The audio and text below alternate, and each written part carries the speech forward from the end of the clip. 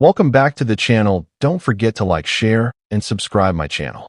Today we are explore how to create UI headlines with perfect tracking in Photoshop. Now I open Photoshop and create a medium width canvas for a web banner. First I type a headline using a clean sans serif font. Then I highlight the text and access the character panel to adjust tracking evenly. After that I test wider tracking for a modern and airy look. Now I apply layer styles like inner glow and soft drop shadow for subtle emphasis. Next I duplicate the layer and compare with tighter tracking for compact layouts. Then I check alignment using guides to ensure letters appear evenly spaced. After this, I fine-tune tracking in combination with font weight adjustments.